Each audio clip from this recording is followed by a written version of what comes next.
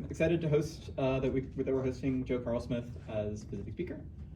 Many of you probably have already crossed paths with Joe and his work. For those who haven't, he's a research analyst at Open Philanthropy, where he's been for 6 or 7 years. Before that, earned a PhD in philosophy at Oxford, and has been working on a number of things, but sort of AI alignment strategy being a major through line of quite a lot of them. He's been writing about this for some time, popularized sort of the scheming threat model in some work a couple of years ago, and has a new series of essays recently on how to solve alignment, which is the topic of the day. Also flag something that is not going to be talked about today, is Joe also has done quite a lot of writing on kind of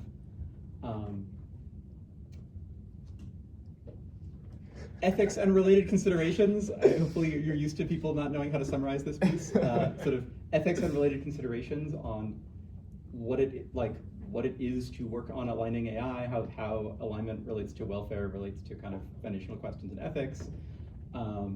His piece, Otherness and Control, from last year, I think is hard to describe, and also one of the most compelling things I've seen written about this cluster, any of the ideas in this cluster. Joe will be coming back to talk about some points closer to those themes in a few weeks, so keep an eye out for that. With that, how to solve alignment? Okay. Hi, everybody. Thanks for coming. Yeah, so how do we solve alignment? It's a big question. I'm going to focus somewhat more narrowly in this talk. Sam had suggested that the group here was going to be a little kind of already in the weeds on a lot of alignment stuff, and kind of excited to kind of get into some of the meat. So I'm gonna focus on some work in progress on what I see as basically the key question for solving alignment, which is whether or not we can safely automate AI alignment research. The other kind of key question is, having safely automated AI alignment research, can you do enough of it? That's another very important aspect, but I'm going to focus on this bit today. As Sam mentioned, this is part of a broader series on solving alignment problems. You can check that out on my website. It's not yet done, but there's already a number of essays on there.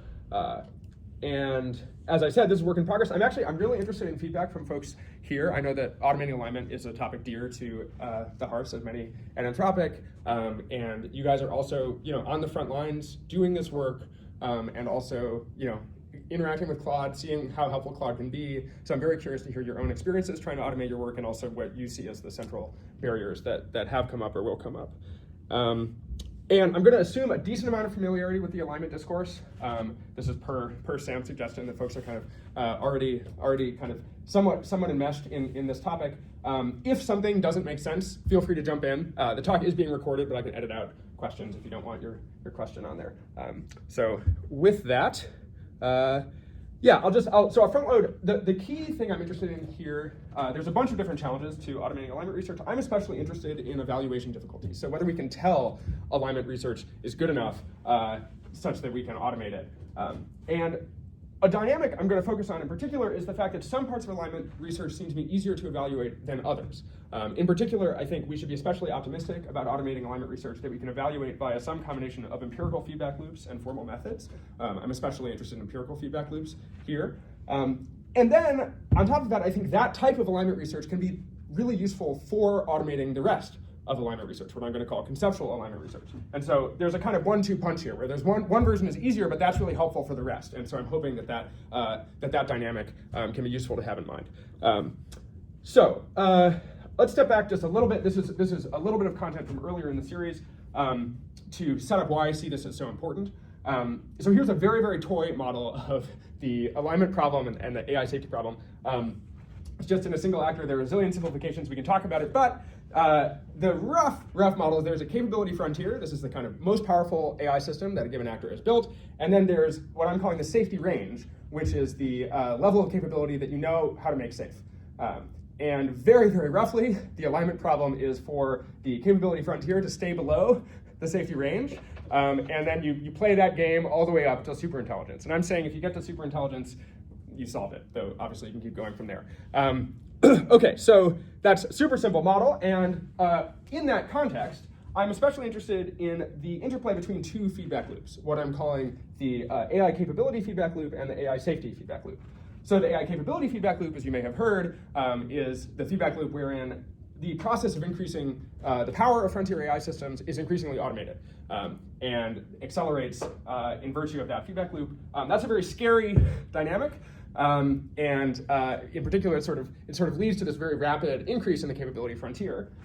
That said, there's another feedback loop that might be able to help, namely what I'm calling the AI safety feedback loop, wherein increasingly potent AI systems are also able to help more and more with the factors that help keep us safe. So alignment research is a very key one there, but there are also others. There's our evaluation of the risk, there's our coordination and epistemology, our governance mechanisms, all sorts of things. AIs can help make our civilization more competent at handling this problem. And so very, very roughly, the challenge as I see it is to do enough of this such that the AI safety feedback loop either outpaces or restrains the AI capability feedback loop at all stages. So you're either kind of increasing the safety range fast enough, or you're slowing down the capability frontier such that you don't proceed until it's safe.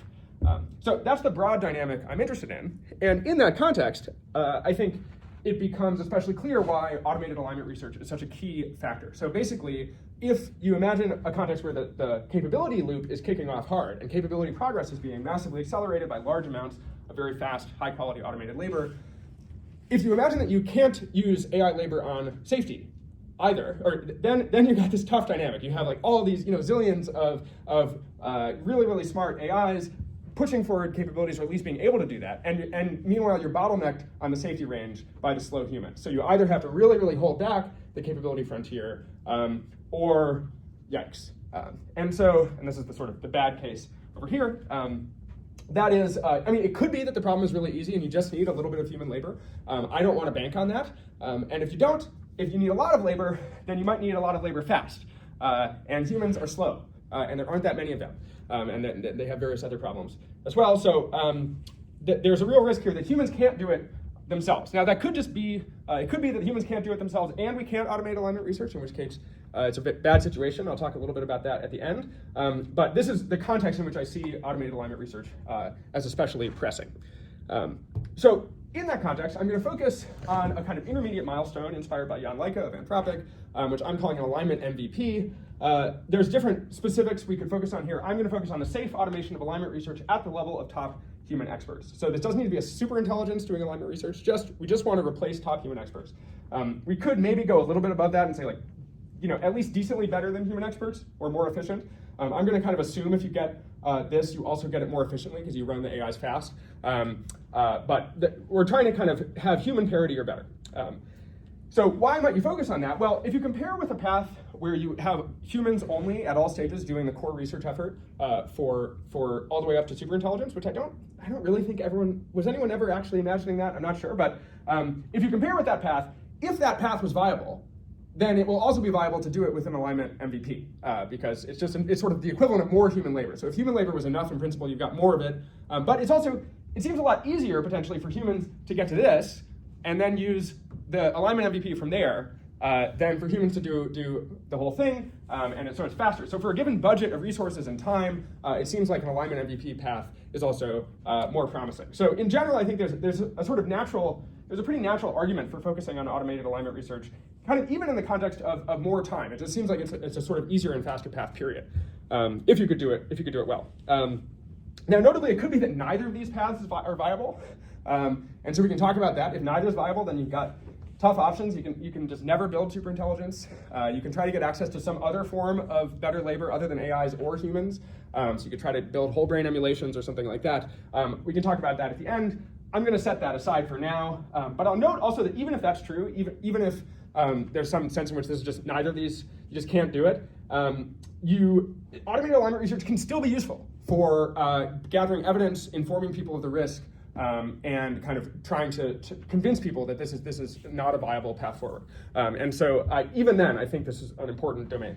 I'll also flag that an alignment MVP doesn't imply what's sometimes called handoff or deference, where you kind of the human alignment researchers hit the beach and just let the AIs do the rest without kind of trying to check it or playing any role in ensuring safety going forward. That's a different milestone we could focus on. It's an important one, but I'm not assuming that here. It's, if you imagine, say you had, this is more like the equivalent of having whole brain emulations of your favorite alignment researchers, and you imagine, but you might not be like, okay, take it from here. You might still want to check their work. There's that kind of thing. And there could be lower levels of trust than you'd have in human researchers, but you're nevertheless eliciting safe and top quality work. So there's some nuance in terms of when you're actually handing off or deferring that I'm not going to get into. Okay, so we're trying to build an alignment MVP. Why might that fail? So there's two failure modes that involve failing to build an alignment MVP. One of them is you've got your AI, and it's not producing top human level research, it's doing something else, and it's doing that because it has become actively adversarial towards your safety efforts. It's kind of deliberately withholding research that it knows how to do, it's deliberately sabotaging your research. It's, I'm gonna call this scheming. This is this especially bad situation to get in with your AIs, where you're in an adversarial relationship and the AIs are looking for every opportunity to mess with you, and they're succeeding in messing with you. They're succeeding in giving bad research or withholding research in ways that make it the case that you don't have an alignment MVP. So that's an especially worrying failure mode. I'm going to set that aside for the moment, because I think it's important to actually think about there's the kind of scheming risks for automating alignment research, and then there's this other more mundane risks, and I think the mundane risks are important to kind of see separately. But even absent scheming, there's lots of ways your AIs can be not producing top human level alignment research. So one salient way is they might not have the capability necessary to do that. And then even if they have the capability, you might not be able to elicit the capability in question. Now, the line between elicitation and capability is like a little blurry. We can talk about how to draw it. I think it's an important distinction. We should find a way to draw it. But we can blur a little bit. Why might you fail at elicitation or capability potentially? One reason is data scarcity. You might just not have enough data of the type you need because this field is too young and there are too few experts, too few examples. You could have just not put in the schlep. Like, it just takes effort to automate alignment research or to do any particular task, get the AIs to do it. You could have just not put in that effort. These are sort of more practical barriers. I want to focus on what seems like a potentially more fundamental barrier, which is if you can't evaluate alignment research well enough, then maybe that's a kind of more fundamental way in which you can't automate it at top human levels. And so I'm going to go into that in some detail. I'm also interested, are there others that aren't on my list that you guys would want to flag? I'd be curious. Then there's a few failure modes that have to do with getting an alignment MVP, but that's still not good enough. So for example, you have an alignment MVP, but you don't have enough time. You ran out, the capabilities loop is going too fast, so you try to use your alignment MVP, but too late. Or you don't try that hard to use your alignment MVP. You don't invest enough compute, enough staff, enough money, and so you fail for that reason. And then there's the version where it doesn't even matter because there was no amount of alignment MVP labor that would have been enough. That's a sort of especially pessimistic scenario. I'm going to set that aside per the previous slide. Okay, so let's talk about non-scheming evaluation failures. The broad picture here is that evaluation is very important to automation. One reason for that is you can directly train on your evaluation signal, but more broadly, there's this process of iteration and validation where basically it's harder to get an AI to do a task if you can't tell whether it's doing the task. If you can tell whether it's doing the task, then that's very helpful for causing the task performance you want. So example forms of evaluation failure we should be worried about here. One is sycophancy. The AI is playing to your biases. It's telling you what you want to hear. Note this is not scheming. This doesn't need to be scheming. It's a different failure mode. Direct reward hacking. The model is cheating. It's messing with your tests. We already see this a disturbing amount in the AIs. It's like it just shows up in these little model cards. And by the way, the model's reward hacking all over the place. It's like, oh, okay. Cluelessness. We can't tell what we think about a given type of output, and potentially others. So yeah, if you have others that should be on my radar, I'd be curious. There's lots of ways we can kind of fail to evaluate output well. Now, I take some comfort in the fact that this feels a little bit like a general capabilities problem. I think non-scheming evaluation failures. I think this is a problem potentially for just tons of economically valuable tasks. In principle, it's a problem for capabilities research, too, right? So you can have models, reward hacking, messing with your code, et cetera, in the context of capabilities research. In principle, you can have sycophants who like convince capabilities researchers of the wrong path to AGI. It's like, oh, Jan LeCun's plan is really good, and everyone's like, oh, yeah, it's great, and then you don't. So these are problems that can come up in lots of places. I'm especially interested in comparisons with other types of science that I think we're going to be trying very hard to automate. So we really want to automate like biology research. We really want to cure cancer, right? How hard is it to evaluate in that context? And how hard are we going to be working to solve the evaluation difficulties in the context of something like curing cancer, doing biology research, physics, neuroscience, economics, computer science? I think it's useful to think about what would be involved in automating all these other domains that we care about automating. And is alignment, what's the relation between that and the challenges we expect in the context of alignment? So I think we should expect lots of effort to be directed towards solving these problems by default. If they bite for capabilities research, that does slow things down potentially. However, evaluation failures in these other domains, they might just be kind of lower stakes. So you have your AIs, they reward hack on your capabilities code, and then it fails, your run fails. That sucks. But you pick yourself up, you start again. Whereas potentially, if the AIs, you fail and you ended up building a scheming AI that's trying to kill you or something like that, you might not have that luxury. So there's a kind of stakes problem, asymmetry potentially. We also, for non-capabilities domains, it could be that you just don't automate these before it's too late. So you have like, you really are, the capabilities loop is really focusing on getting the most powerful AIs you can. There isn't a lot of effort being applied to these other domains, and so you lose time or potentially have no time because of that. But more importantly, and this is what I want to talk about here, alignment research might be actually especially hard to evaluate, even relative to these other domains. And so let's talk about some of those dynamics. So how does our evaluation ability compare in sort of different intellectual domains? Here's a very hacky way of thinking about it. This has emerged partly from conversations with Colin. So there's kind of three types of evaluation I'm going to talk about. I'm aware of how reductive this is. But so the verses I'm calling make number go up. There, the key evaluation question is, did number go up, right? So that's an especially easy type of evaluation. You look at number, you see up or not. Capabilities research famously has a lot of this. And alignment sometimes has this too. And sometimes people think that this is just like all the capabilities is. This is an incredibly dumb process of just like there's a number, then the number goes up or not, gradient descent, et cetera. But you guys would know better than me what all is involved.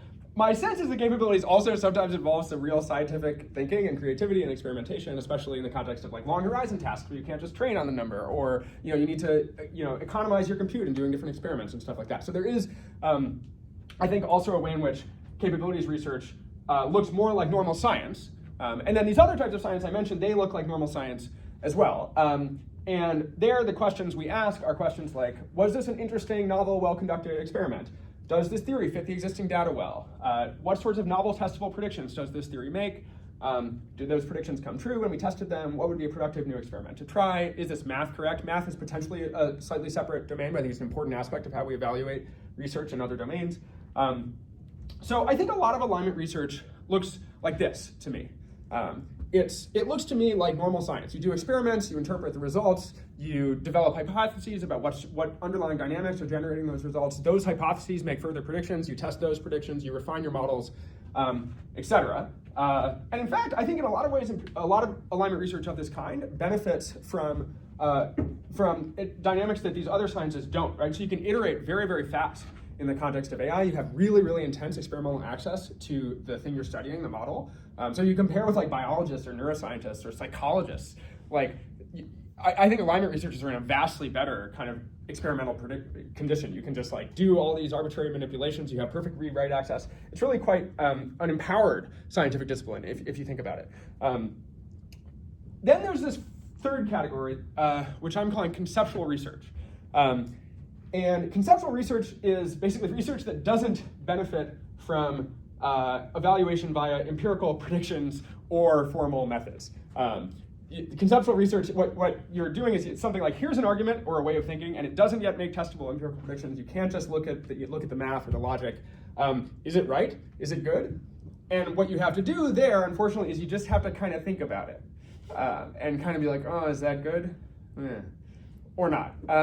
And this, I think, is a more concerning category. And this is partly because I think the human track record of kind of just thinking about it and just kind of arguing about stuff looks worse as a vehicle of intellectual progress and as a sort of history of consensus.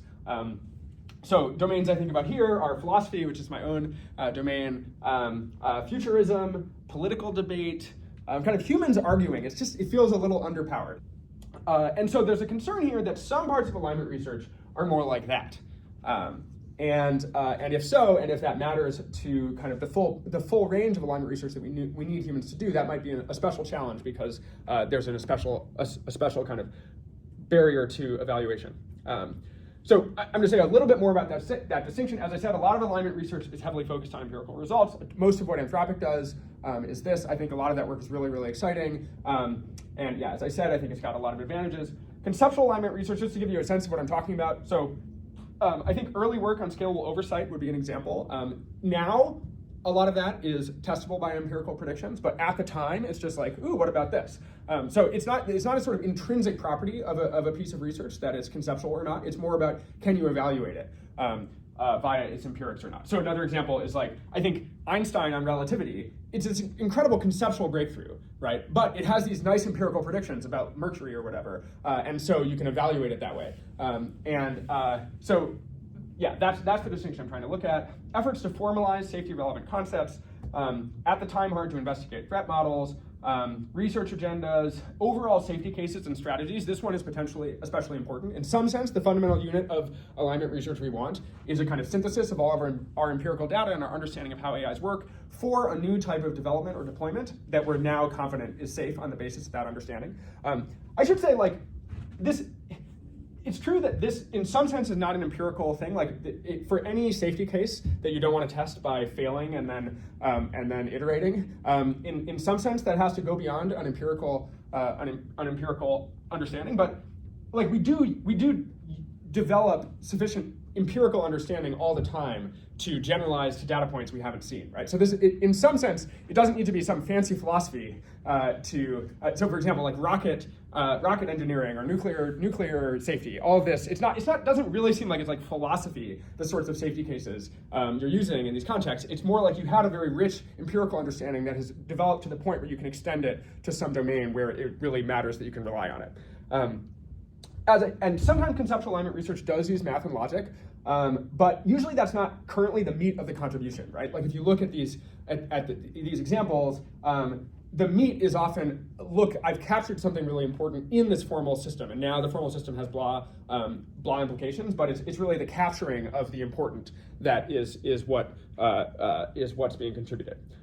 Okay, so we need to. I'm going to assume we need both of these. So some people sometimes, when you talk to people, some people like this empirical research is the only thing that matters. And some people like conceptual research is the only thing that matters. I'm gonna try to get both. I'm gonna assume that we're gonna need both along the path. This is, human researchers do both. But I think empirical alignment research may be easier to evaluate, as I said. And I think that's important. It still might be harder than number go up, but easier than conceptual. Let's talk a little bit about our options in this respect. So how do we evaluate stuff? What even is it to evaluate something? Here's a distinction that seems important to me, what I'm going to call output-focused versus process-focused evaluation. So output-focused evaluation, so you have some process that produces some output, like you have a set of professors and they produce a string theory textbook, right? And now you want to know, is the string theory textbook correct, up to date, reflective of our current understanding, etc. One thing you can do is try to read it and understand string theory. Another thing you can do is look at the professors and their reputations and the peer review process, the process that produced it. And most real-world evaluation processes mix these two things together. So if you imagine, let's say you're a police investigator and there's a guy and here's his alibi and it's really consistent and detailed. And you're like, wow, I'm convinced this is a consistent, detailed alibi. But you know that if he were a superintelligence, he could come up with a consistent, detailed alibi like that. So it's important that you know that the process that produced this alibi is not a superintelligence. It's a dude. And so your understanding of the process is playing a role in your evaluation of the output, but you're also looking at the output. You're also evaluating is it consistent, et cetera. And so I actually think in some sense very few very few evaluation processes are totally agnostic about the process that produced the thing, especially if you think that like a sufficiently strong God could like fool you with like lots of stuff, then you are sort of like conditioning on sufficiently strong processes not fooling you all the time. But that's okay. But I think we should bear that in mind in thinking about what sort of evaluation we need in different contexts here. Okay, so how far can we take output-focused evaluation? A baseline is just like the humans look at the stuff and approve or not, evaluate it with different, and we can do that. We can do more expensive versions of these. I think the data scarcity question does become pretty important here. But beyond that, famously, you can use AIs to amplify your evaluation ability. So people talk about scalable oversight. There's a zillion techniques.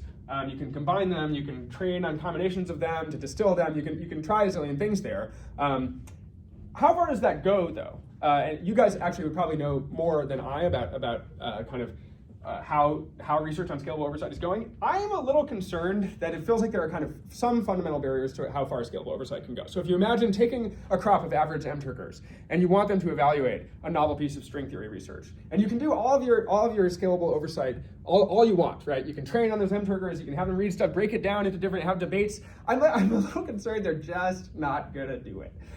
Because there's some way in which the MTurkers, they just don't get it with string theory. And they're not going to get it now maybe we can talk about like limiting cases where they have thousands of years, et cetera, and they die or they're immortal, and who knows. But I'm concerned that scalable oversight is going to be limited in how far it can go.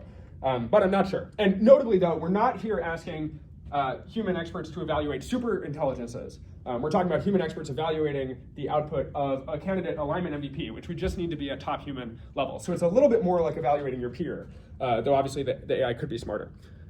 Okay, so that's output evaluation. Scalable oversight can also be used for process evaluation.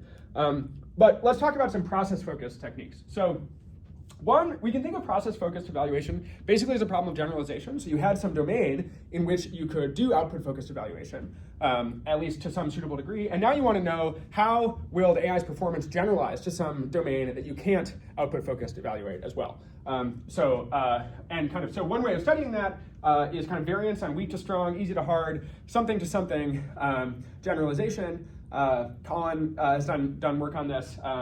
Example version of this. So you have like a task with different levels of difficulty, maybe physics problems, and you train AIs to do, and you can evaluate up to some level, and then you can't evaluate past that. And so an example kind of structure for experiments in this vein, or you train the AIs on level 1 problems. You see if they generalize well to level 2, level 3, level 4, and then you try to use that as evidence about how they'll generalize beyond the point where you can check. So notably, this requires that the AIs aren't intentionally messing with your evidence about how they'll generalize. So you need to have eliminated scheming as a threat model. It's a very important aspect of kind of generalization study. But I think this is a really important point. If you can eliminate scheming, if you can eliminate the hypothesis that AIs are intentionally messing with your behavioral evidence is just an incredibly powerful tool for understanding how AIs work. It's just like, in principle, you could just do huge amounts of kind of testing how AIs behave in all sorts of counterfactual scenarios, testing how that behavior changes based on different training techniques and different other interventions. And you can develop a kind of whole science of AI psychology and AI political science. You can just do a very empowered kind of science of AI behavior and learn just a ton from that. And I think in some sense, what a mature alignment science looks like has a lot to do with that. It's sort of, you developed deep understanding of how AI behavior generalizes. That said, there's also non-behavioral tools, transparency, where basically you look at more internal factors like thoughts and motivations. So interpretability is a classic version of this. I also think chain of thought and kind of using more transparent architectures and scaffolds is another version of this. And this can also help you with your process-focused evaluation. So you can, in the limit, for example, if you had interpretability techniques that would be able to allow you to tell that the AI is trying its best to do the task in the way you want, then that would help you a lot in your process-focused evaluation. And in some sense, you can think of like the aspiration of a solved alignment problem is kind of like you've gotten really good at process-focused evaluation, so you're sort of trusting the AI going forward. Now, as I said, detecting and preventing scheming, very important for this bit, because you're kind of you start flying blind once you're really relying on process-focused evaluation, and so the AI, you need to have really good evidence, and schemers are messing with your evidence. Okay, so how should efforts to automate empirical versus conceptual alignment research relate? As I say, I think empirical is easier. And so I imagine something like the AIs are doing, the setup I'm broadly imagining is like the AIs, they propose experiments. You have a really empowered experimental apparatus where you can like run experiments very fast. You've automated your ML engineering. Then you get the results back. And then it's kind of like, was that a cool experiment? And you're like, yeah, that was great. And that's the sort of, and then you have like, that's the sort of baseline. And then you have kind of more amplification applied to that evaluation process. You have the process-focused stuff. How far does that go? I'm not sure, but I think it's easier than the conceptual research potentially. And I do think it's a lift on top of number go up, right? So having to have if you have human researchers going like, yeah, that seems good, or you have AIs trained to do that, I do have some question mark. I'm not exactly sure how that goes. I think this is a really important question, and potentially not a default. I do think it's the sort of thing you need to do for biology, physics, all the rest. Then I want to say, if you've done that, if you actually had the automation of all empirical alignment research, so that's including, then I think that's just really, really powerful for your overall apparatus, including the apparatus you're applying to conceptual research. So I'm going to say a little bit about that. Why is empirical alignment research so helpful for automating conceptual alignment research? Basically because all the evaluation things I just talked about, they strike me as empirical, studyable problems. So you can just do a huge amount of empirical work on scalable oversight. You can test how does different scalable oversight techniques work in different domains. You can do that with more empirical things. You can even do it with conceptual stuff, right? So you can try to hold out. You have some philosophy results. You can introduce intentional philosophical errors and see if the models can catch them, if your scalable oversight technique can catch them. You can have like toy civilizations and see if the AIs can do futurism on these like toy civilizations. Then you run them forward. There's like potentially a lot of stuff you can do to try to see how well your scalable oversight can capture what you want. And I think this is a lot of this is an empirical problem. And then same for process-focused evaluation. As I said, behavioral science, I think like automated behavioral science could just be incredibly powerful. And then transparency, if you imagine like really, really intense scaled up versions of MECINTERP. I think MECINTERP, it seems pretty easy to evaluate. I mean, it at least seems like there's a ton of empirical traction in the sorts of circuits work in the biology paper that recently came out of Anthropic. You can also talk about probes. You can talk about chain of thought faithfulness. I just think there's a ton of juice here that's empirical. So part of what I'm saying, a handle is something like, I think it's possible that the work required to automate conceptual alignment research is not centrally conceptual. That the main bottleneck is doing a ton of empirical work to really understand how our scalable oversight techniques work, how AIs generalize, transparency, et cetera, and that's the bulk of what you need to get the rest of the way. Those are some comments on evaluation difficulties. I'll just quickly say, so we were setting aside scheming though. What if we bring it back into the picture? How does that change the picture? One way is comparisons with other domains provide less comfort because schemers can kind of differentially sabotage some domains relative to others. So if you're just like, oh, well, it would be equally hard in capabilities, it might be that schemers are like, yeah, but I'm fine. I'm not going to withhold my research or mess with you in the context of capabilities, but I am with alignment. So there's some sense in which the absolute difficulty of automating something becomes no longer the only question because schemers might be making it extra hard in some domains rather than others. Higher evaluation standards, so you need to be, if you're, say you have an employee and you're wondering, is this employee like, are they just trying to get good performance reviews? That's like a different question than like, is this employee trying to sabotage the company? There's a kind of a broader range of threats you need to be robust to if you're dealing with schemers. And then you also need to be robust to strategic underperformance or sandbagging, where AIs kind of intentionally withhold research that they could do, even research that you could check if you had it, because they don't want to give it to you. So there's a bunch to say about how to address sandbagging, and then potentially the AIs are just dangerous in other respects if they're schemers. So there aren't one threat model is they're messing with you via the research, but they could be doing other stuff too. They could self-exfiltrate, they could manipulate humans, etc. So this is all very important. I will say again, empirical research also great for anti-scheming. So if you can automate empirical research well enough. Then again, you can do tons of model organisms, you can do tons of transparency, you can do tons of like how did the different components of scheming develop situational awareness, goal generalization, etc. And you can get potentially a lot of traction on whether your AIs are schemers and potentially how to prevent it. So if you have to deal with the possibility of scheming, how do we automate alignment research despite that possibility? One is you could get lucky and scheming just doesn't arise by default in the initial models that you're using to automate alignment research at top human levels. I have some decent amount of hope on this. When I actually look into my heart, especially if I imagine kind of near-term AI timelines, and I'm like, if a generation or two from the current models are the ones we're really interested in here, I'm like, are they really going to be differentially sabotaging our research? Are they really going to be trying to take over at that point? Maybe not. And if not, then nice. That helps. You're sort of in a more mundane regime for this initial stage, though potentially not for long. If scheming arises by default, then you could also detect and prevent it. And then, as I said, even partial success in automating alignment research can help with that. So it's not like prior to having an alignment MVP, you can't automate alignment research at all. Obviously, already you can have some help from Claude and more to come. And then a final option is eliciting safe alignment research from scheming AIs, aka control. So this is scary stuff. I think it will depend on strong output-focused evaluation methods. So I think you really want to know at that point. You want to be able to you want to be in a position to directly check the research, and you need strong anti-sandbagging measures. Obviously, if you're getting safe alignment research from AIs that are actually actively trying to mess with you, it's a dicey situation. You've really gotten yourself into a pickle. At that point, you really might want to ask yourself questions about your life. It's not funny. Sorry. Anyway, but we should have all options in view. Okay. I'll just say quickly, so there could come a point where you can no longer output-focused evaluate. I think this is closely related to the point where you're doing some kind of handoff.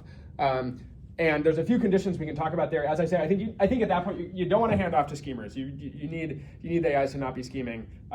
You need to have done a bunch of process-focused stuff. You need great evidence about how they're going to generalize initially outside of the distribution where you've tested, where you're kind of confident about how they'll behave. And then you need them to maintain their kind of good behavior for further distributional shifts after that. This is a broader topic. I'm going to do some work on this in future, but I thought I'd just flag it. There's this important question of what happens if your output-focused evaluation ability kind of runs out, and what are the criteria you need at that point to trust your AIs.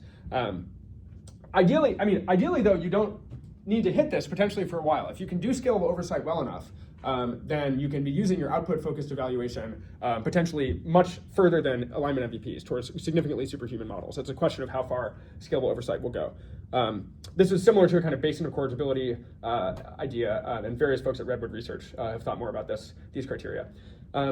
Okay, so I was focusing here on sort of fundamental concerns.